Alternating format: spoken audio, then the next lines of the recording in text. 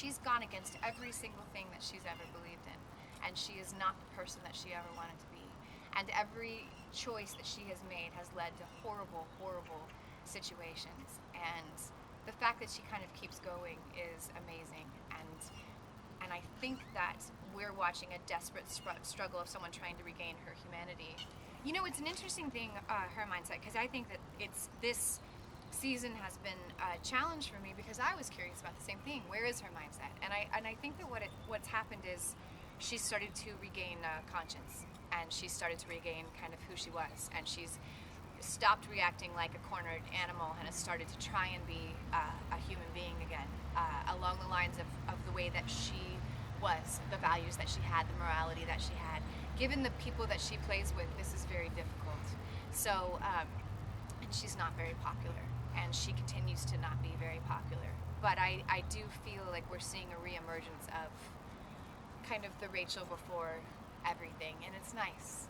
There's a little bit of strength there, and as we keep going in there, it gets stronger, even though her words aren't popular. So it goes forward along those lines. And as far as, you know, the Monroe stuff, we've got some really, I think, some really great stuff coming up between the two of us. We were just talking about it. We're really excited.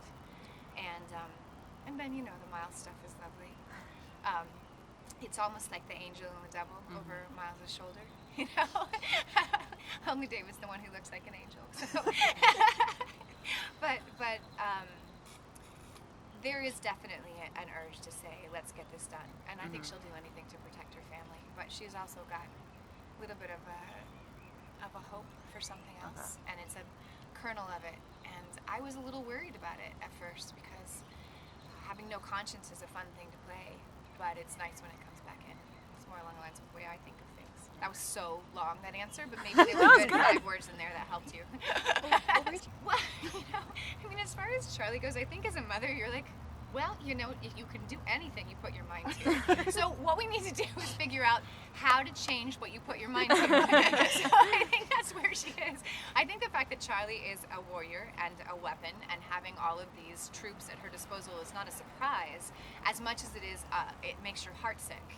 Because you realize that here is this vibrant, amazing woman who could do anything, who has the strength to be anything that she wants to be, but she doesn't think there's any other option than this.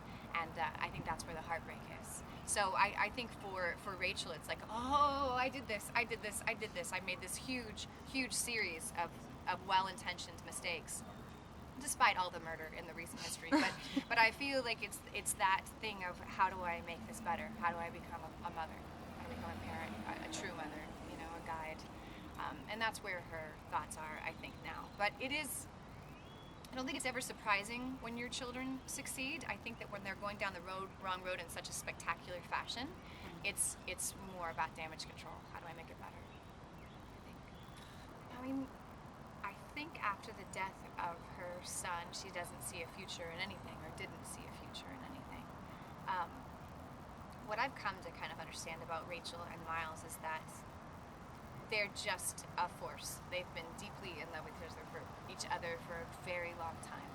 And I think that they're drawn to each other through there's no thought of, this is a bad idea, this is a terrible idea, why would we even do this? This doesn't make any sense. I mean, all of that is true, but they still are always drawn to each other and have been, seemingly since they met. Through my being married to his brother, you know, like all of those little things, road bumps, speed bumps. So I think that, right, so I think that she is in love with him. I think that he is in love with her. I think that they give each other strength, but I don't know that anybody sees a future in anything. So it's more about grabbing what they have where they are. But Rachel does start to wake up throughout this season too.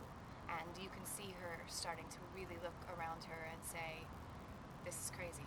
You know, we can't do this about any of it. But the love for Miles seems to be very pure and true. That's their intention anyway. You know, even if we don't always see it, I think that it has to be thought to be there. Hopefully my longing glances that I send towards Billy, Miles, right. I said, you know, Rachel's genius, right? I mean, you said she was a genius, and I feel like she was a genius, and she's not really behaving like a genius, so is she going to be a genius? And they're like, yes, she will return to being a genius. So yes, it comes back, which is good, right? Mm-hmm. Yeah, I thought so too. Because then it's really interesting, and I think it feels a bit like home for us with her.